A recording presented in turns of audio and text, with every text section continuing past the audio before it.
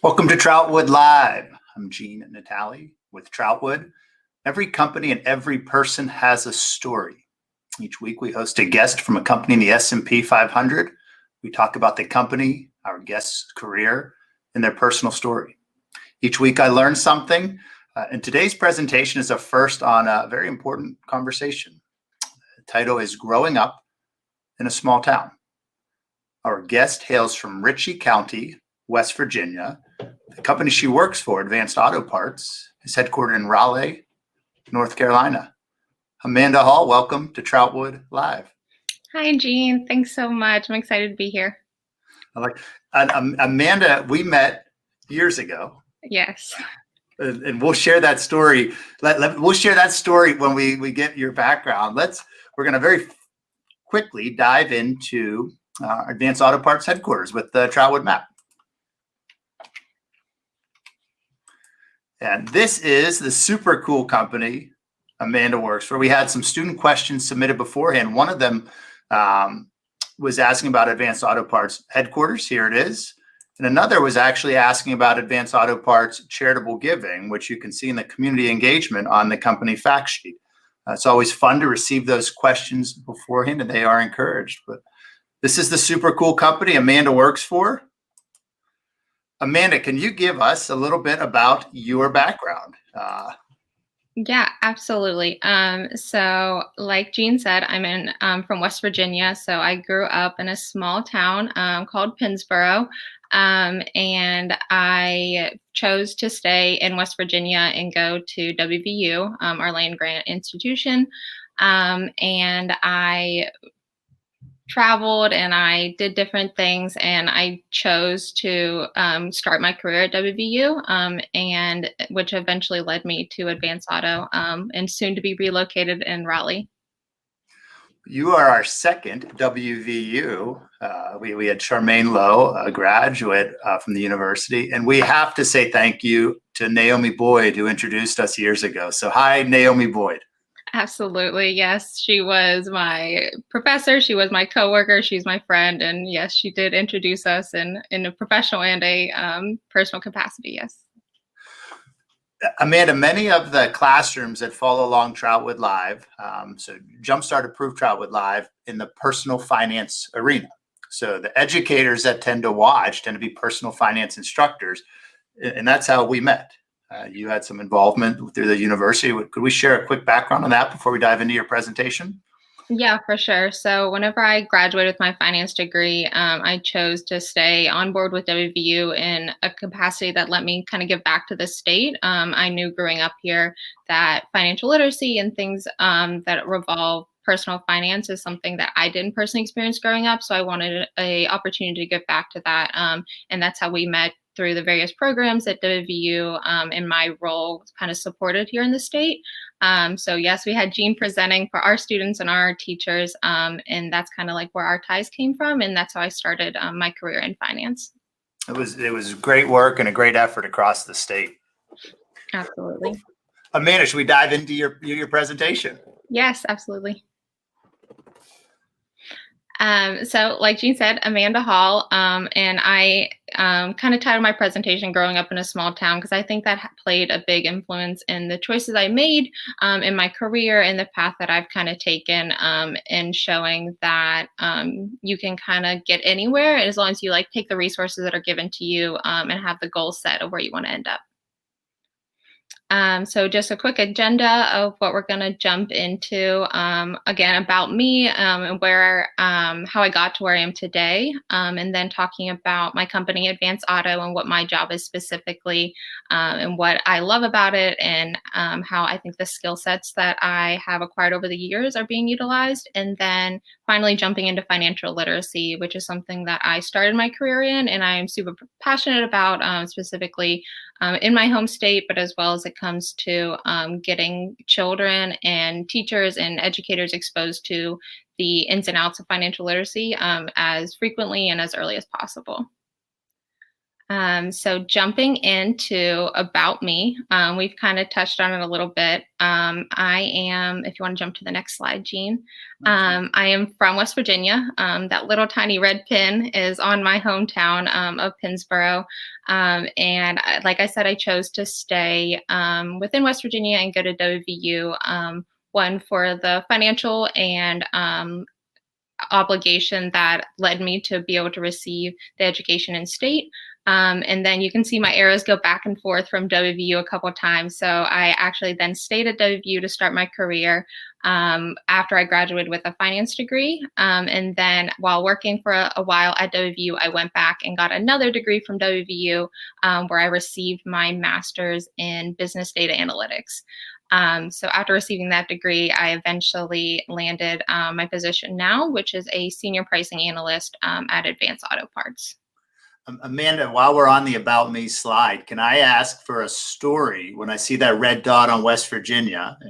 Is there a story that you would maybe want to share of any kind with students or with educators, maybe inspiration growing up or a source of motivation?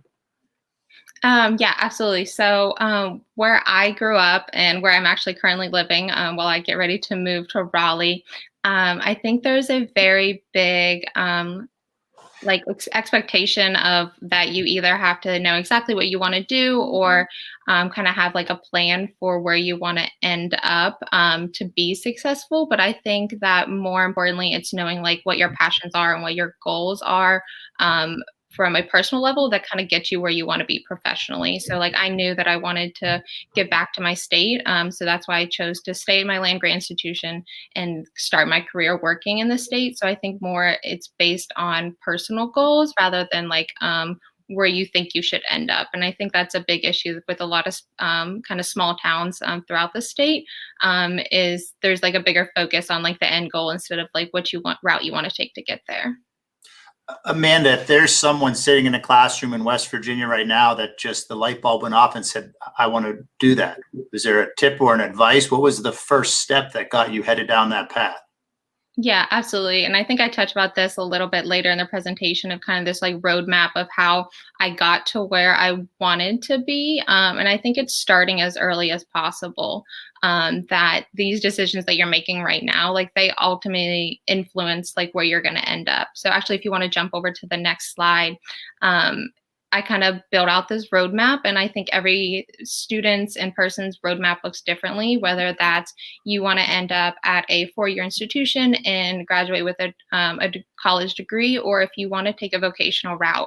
And I think that's something that a lot of students kind of miss, that there are so many other routes you can take to have a successful career. So kind of like that first building block, I think answers your question that it's right now, like when students are in middle school and high school, and even as early as elementary school, that the grades that you have now ultimately influence the future that you can have. Because me personally, by taking my high school career seriously, I was able to receive scholarships. And that was a big part for me to be able to attend a four-year university, was to have scholarships and support both academic scholarships as well as community engagement scholarships. So like there's so many ways to get funding to kind of take that next step in your professional path. So I think like starting and paying attention to your responsibilities early is super important. Oh, that's very powerful statement, Amanda. Thanks. So then kind of jumping into that next book there on my roadmap, for me personally, that was choosing to go to WVU and kind of took that next step past like high school when I chose to go to a four-year institution. But again, every roadmap looks different. And I think that whether that's you're studying to be an electrician or to have more of a vocational career, at this point where you kind of choose that next step and taking that next block in your roadmap super seriously, like that's what's going to set you up for success, because you use all those hard and soft skills to kind of project your career forward.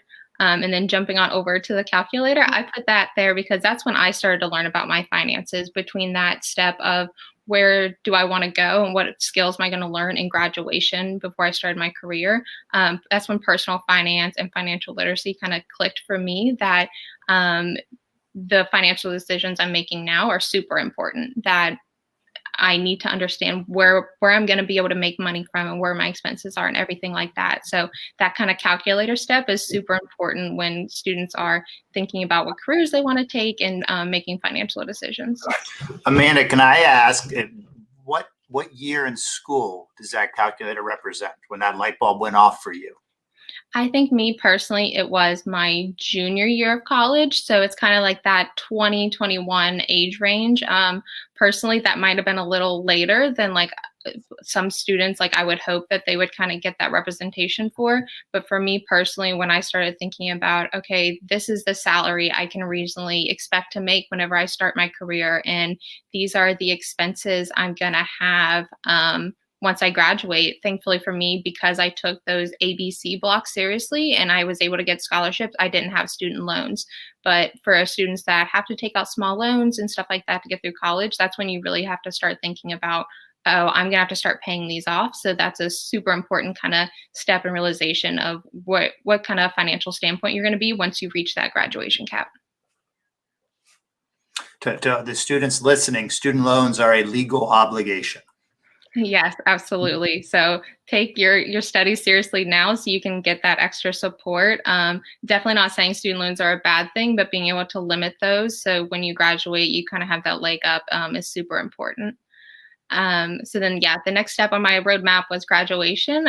So like I said, I graduated with an undergrad in finance from WVU. And that's when I kind of chose to stay at WVU and to explore the career path that ultimately led me to meet Gene and give back to the state of West Virginia by teaching financial literacy and starting various programs throughout the state. And then, like I said, I went back and actually got my master's degree. For me personally, I was extremely thankful that I kind of took the 2 years between my undergrad and my master's degree to kind of realize where I wanted my next area of focus to be. Because I feel like a lot of students kind of jump into that post-graduation or post-grad degree and don't have a goal set in mind. For me personally, I knew I wanted to expand beyond just finance and get a better understanding of data analytics and where that could project my career, which I'm super thankful for. And then got me to my little briefcase roadmaps of there at Advance Auto. Do you actually carry a briefcase? Well, in a pandemic, I don't carry anything other than like my coffee mug and slippers right now because I'm working from home. But maybe one day when we get back in the office, I'll have a briefcase. I would show you my feet, which are also in slippers, Amanda. Yeah, I don't know if I'm ever going to be able to go back. This is a terrific roadmap to all of the students watching. Yeah, thank you. So I think my takeaways for those were like focusing as early as possible on your education now and where that's going to get you. It's never too early to focus on your career and your goals and your grades, and then have a goal that you're working towards. I never thought that I would end up at Advance Auto, but I knew that I wanted to get an education, and I knew I wanted to do something where I felt personally challenged and could make an impact. So having those personal goals, I think, is what kind of drives that roadmap. So we can jump on into who is Advance Auto. So Advance Auto, in the technical definition, we are a leading automotive aftermarket parts provider. So we serve both professional installers and do-it-yourself customers. So to dissect that a little bit, the aftermarket parts. So you would think of that as you go and buy a car off the lot. It comes with everything it needs to run smooth and to function, but eventually things break and things need replaced or upgraded. So we kind of serve as that aftermarket to provide those parts to customers, whether that's fixing your windshield wipers or a tail light goes out, to more technical things like alternators and spark plugs and things like that. So we sell those to professional installers. So those would be the local mechanic at a shop or dealerships and things like that, as well as the do-it-yourselfers. So I think during this pandemic, everyone's been taking on their DIY projects, whether that's fixing their house or redoing their tile in their bathroom. And we've seen a lot of that in automotives as well, because customers are wanting to fix their car rather than going and buying a new one because financial circumstances are different. So we've seen a lot in our DIY customers wanting to kind of upgrade their cars without having those extra costs cost of taking it to professional dealer. So we were founded in 1929, and then for students interested in the stock market, we became publicly traded in 2001, and then we joined the S&P 500 in 2015, and we're still a member of the S&P. Man, I was unaware that Advance Auto founded in 1929. And one of the themes we hear, particularly in lieu of COVID, is that periods of crisis create opportunity. To the educators who are tuning in, well, that's kind of a fun homework assignment, that founding story. And to the students, I'll challenge in the chat box, what happened economically in 1929? Not the easiest time to start a business.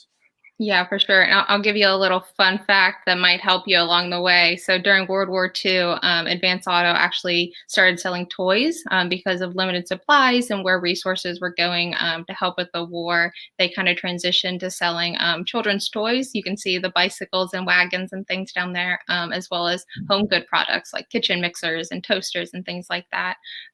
So that is my fun fact about Advance Auto. Wow. So I did not know that either. So fun to know that. As the students are, the Great Depression is the obvious answer to 1929, and companies, you fight to survive. Definitely. And then, so jumping into one other point I want to touch on was the difference between, jump back real quick, sorry. Sorry about that. The corporate side versus the store side of our business. This is something I don't think I realized until I kind of got into the career search opportunities and things like that. That with a lot of these businesses, there's two different sides. So obviously, when you're driving down the road, you see our storefronts, you see Advance Auto Parts, the brick and mortar buildings, and the employees that work there. And those employees are such a crucial part to our business. They are what the customers see. They are our brand essentially, because they are the ones serving the customers. So there's definitely career paths as far as our in-store business. But then there's the corporate side that I work on. So they're both equally just as important. They just serve different purposes. So for me, I'm working in an office building where I help make financial decisions and do more of like strategy versus our in-store employees. So like there's definitely two different career paths that can lead you to any company. The same with any other service company or large company. There's the in-store and the brick and mortar, and then there's the corporate side. So there's definitely different career paths that can lead you to any company. I'll give a shout out to the store side, the Route 19 Advance Auto Parts that I frequent here north of Pittsburgh. So then jumping into what my job is specifically. So I am a senior pricing analyst, and I specifically work on the promotions and online pricing. So it's a fun mix of finance, which was my undergrad degree, data analytics, which I got my master's in, and then I would also group marketing into it. And that's kind of the fun part for me, because I knew I didn't want to be just a strictly spreadsheet and numbers person. I wanted to see impact, and I wanted to have more, I guess, tangible things when it comes to the job I was doing. And for me, this is the perfect mix of all of those things, because it allows me to kind of put my technical side to work as well as my like creative side.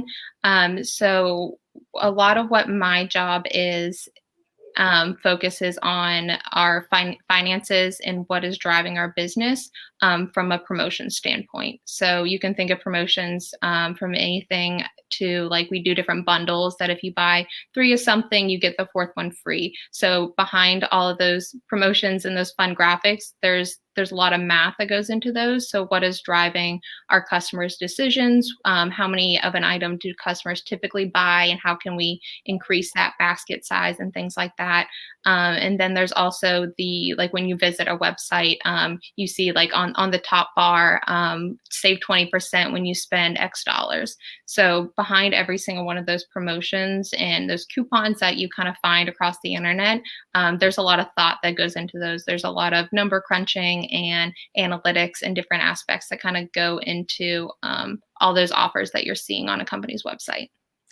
Amanda, you mentioned 3 different areas of study in one career: data analytics, which you also mentioned earlier, and a joy for marketing, but then also the finance. And to students listening, I always think that's interesting to hear because there's not just one path to get where you are. Yeah, for sure. And I think that's why originally I chose finance as my career. I knew I wanted to be in a business standpoint, but I didn't want it to limit myself. So when you think of like going to a business school, there's different majors you can have. But for me personally, I thought finance was the most inclusive of everything, that I knew I could become an accountant if I wanted to. I knew I could be more on the technical side if I wanted to. And I knew that if I went into more of a marketing role, that those finance skills would still help me understand what drives a business and what brings customers into a business. So for me, that's why I kind of chose finance, because I knew it had the most routes for where I wanted to end up.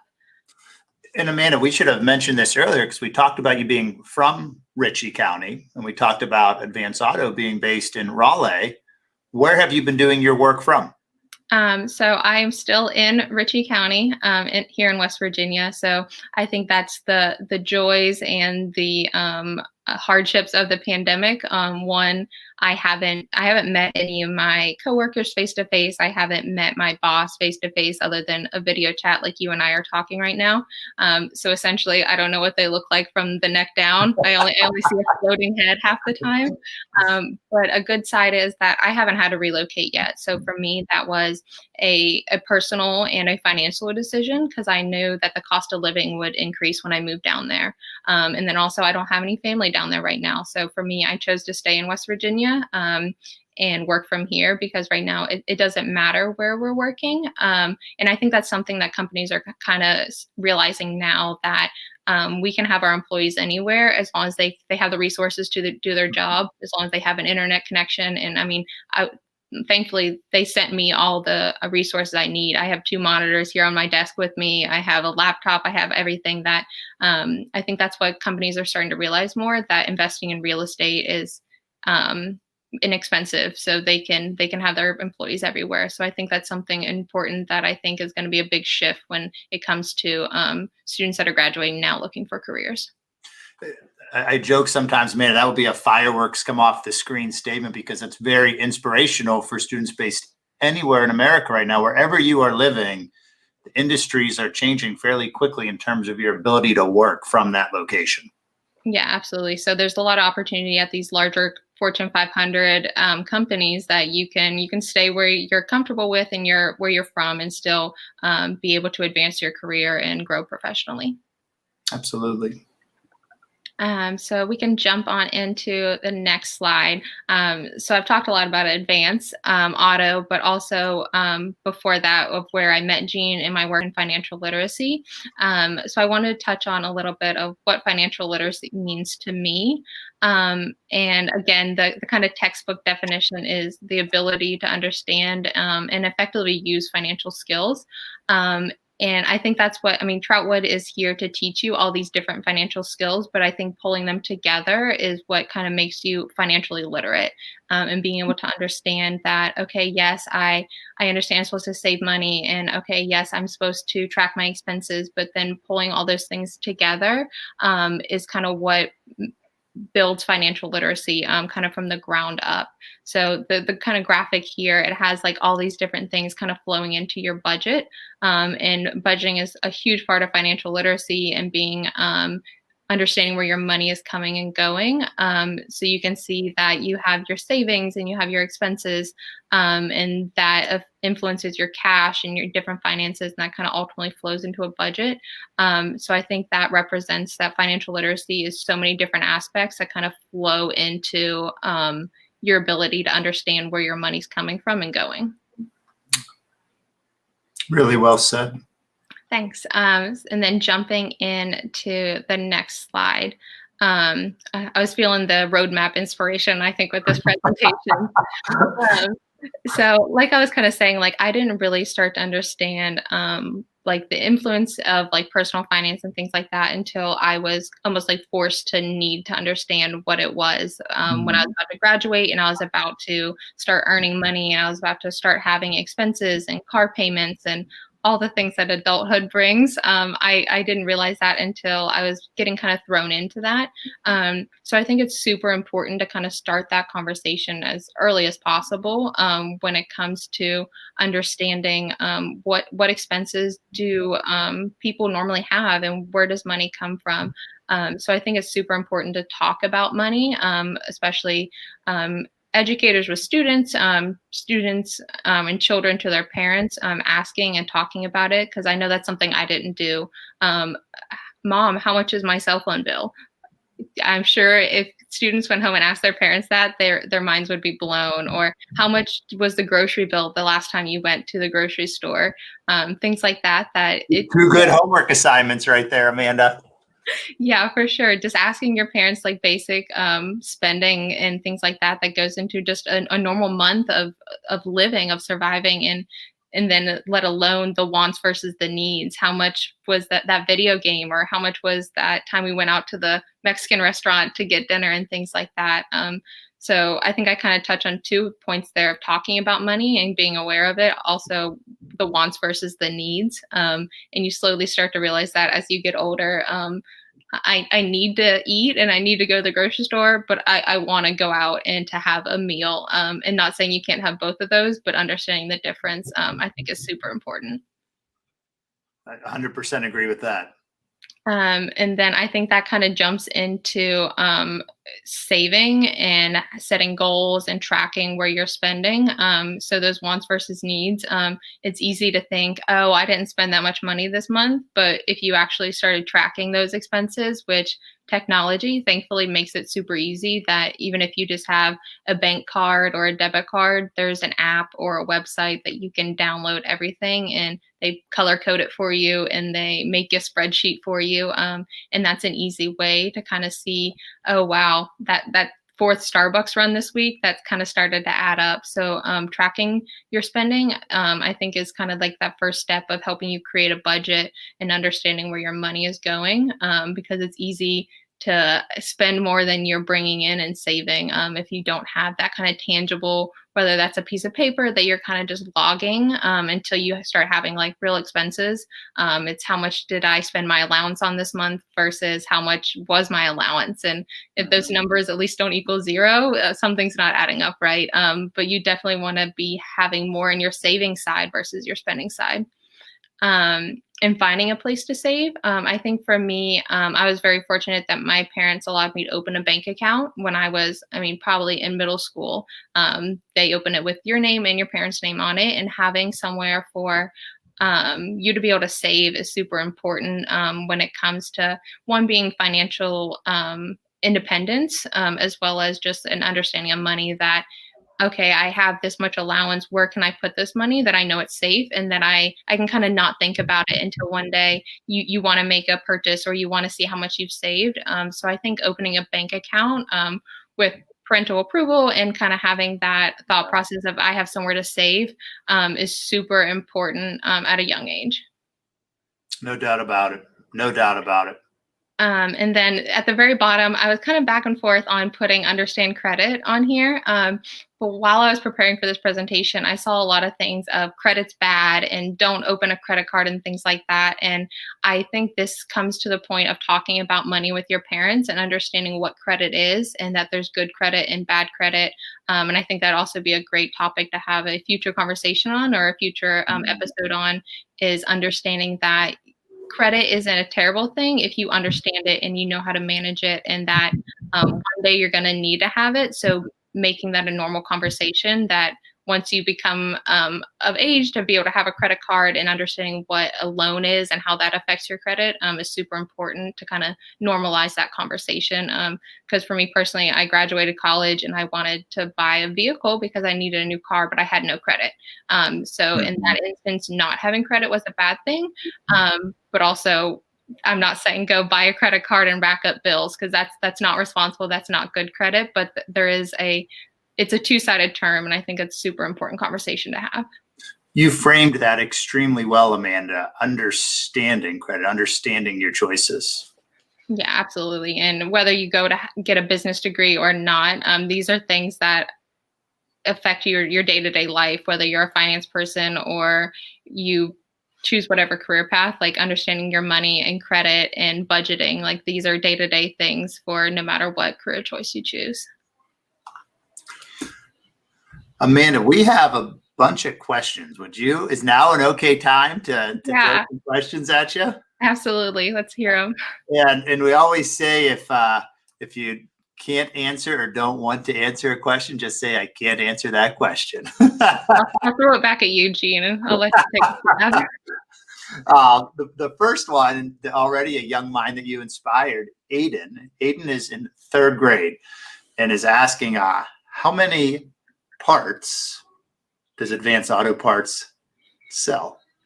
And we won't hold you for a second decimal point answer here. Well, first, that is a very good question. And I don't think I could ever answer that question because, one, it's ever changing. There's always new inventory being added and new inventory being taken away. So I honestly can't answer that because if you just think about how many wiper blades we have, how many brands, how many different qualities, how many different sizes, I couldn't even guess how many wiper blades we have, let alone every part. But there's a whole lot. And you can go to our website, and if you get real bored, you can start counting and you can let me know. My answer, Amanda, would have been a gazillion. Yeah, gazillion. We'll go with that one. And Aiden, I can tell you that the last part I bought at Advanced Auto was actually windshield wiper blades. Amanda, our next question is, how does Advanced Auto Parts determine what to sell? So that is a basic supply and demand. So I think that comes from any business. What parts are our customers needing? What parts are still fitting cars, and like what's the most popular model and demand for those things. So it is a lot based on consumer needs, as well as our relationships with different vendors and different partners and things like that. So there is a lot that goes into our part selection, and we have people specifically that is their job. My job is promotions and coupons, and there's people that they buy the products for us and they decide what we sell. So that's definitely a career path. If you love shopping for auto parts, you can become one of our buyers and be on that side of the business. Well, and that's now 2 more career types we've thrown into the 3 we mentioned earlier, but supply chain management and being a buyer, selecting what to show in the stores. Yep. Amanda, our next question is more of a personal question, maybe on the financial literacy side. If you or your parents don't have much money, how can you start saving and investing? Any advice or tips? Yeah, that's a great question. I think the cleanest answer is that no amount's too small to save, whether that's every month or week you're taking $5 and putting that into a piggy bank if you don't have a bank account, or just having that automatically that you have a part-time job as a student, or your parents have a full-time job, kind of taking that money mindlessly. That $10, you won't miss that $10, but at the end of the year, that is money that could either help you get out of a bind financially, or that you can start to accumulate year over year. For me personally, whenever I was in high school, I did a lot of babysitting, and those $20 and those $10 bills I put into this little pink jar. It actually said mall money on it. I never spent it at the mall, but that helped me when I graduated college, put a down payment on my first car.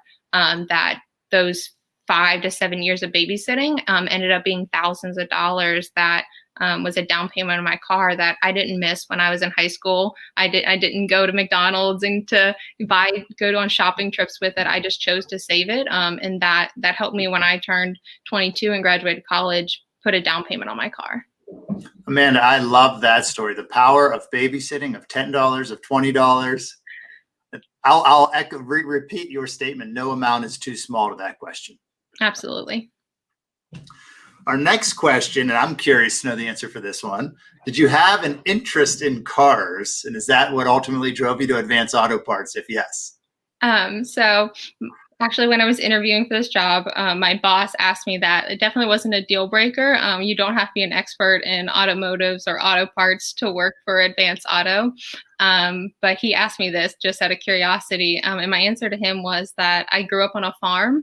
And on farms, things are always broken. Maybe it's just our farm that there's always a tractor broke down or a truck or a trailer. And that I just learned how to fix things with my dad and my family and things like that. So I told him, I was like, I don't know everything, but I think I could fix something if I had to. So hopefully that counts. So I don't know if it was specifically an interest in cars, but tractors maybe. Oh, Amanda, I love that answer. Amanda, you have inspired me today. This is just, it is fun to talk to you. It is fun to hear your story. Yeah, I'll throw. Yeah, we have some questions in the chat, but one more I'm going to throw at you out of the blue. And this is probably a very difficult. This is maybe playing on that. You growing up on the farm, do you have enough parts for each, call it car or tractor?